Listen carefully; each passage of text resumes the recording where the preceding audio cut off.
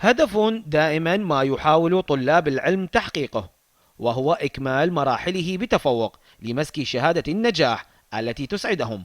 هذا بالنسبة لخط العلم، كذلك الحال ينطبق بالنسبة لخط المنافسات الرياضية التي تقيمها عمادات الكليات لطلبتها من أجل إبراز الفرق المتفوقة منهم.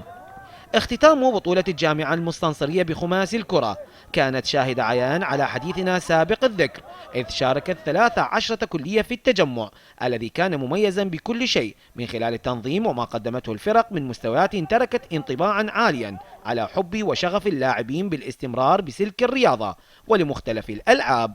هذه البطولات تقام عادة في جامعات مختلفة، وبالتالي يكون هناك فرصة للطلبة للاطلاع على الجامعات العراقية المختلفة.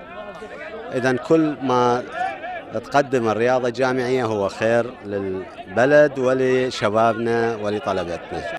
قطار المنافسة وصل إلى محطته الأخيرة حاملا معه فريقي التربية الأساسية والآداب لتحديد المركزين الأول والثاني. مباراتهما حملت منذ البداية عنصري القوة والندية. التربية الأساسية استطاع من تسجيل هدف السبق، ما زاد حراكا أكثر للمتأخر، لكنه لم يثمر بشيء في الصفحة الأولى التي انطوت بتقدم التربية الأساسية بهدف نظيف.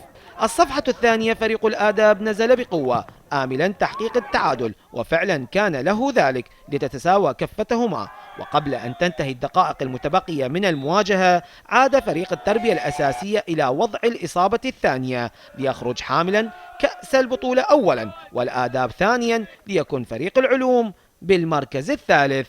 فريق كلية التربية الأساسية من الفرق القوية واللي نافس بقوة وقدر يفوز بكل المباريات بفضل الله سبحانه وتعالى. جهود اللاعبين بجهود كل اللي ساهموا بهذا الفوز الكبير.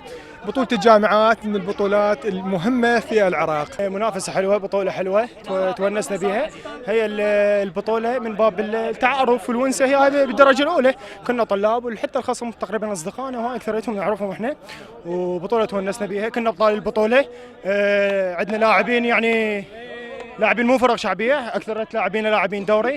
نبارك الفريق الخصم على هذه النتيجة، ونقول للفريق إنه هارد لك. والله قدمنا مباراة جيدة وبطولة كانت جيدة، ومستوى الحكام لا بأس به. الحمد لله والشكر على كل حال. دور فعال تلعبه بطولة الجامعات بأرض رياضتنا العراقية، وذلك برفدها بلاعبين أكفأ، ما يجعلها خصبة دائما، وهذه هي الغاية المطلوبة. زيد غالب، العراقية الرياضية، بغداد.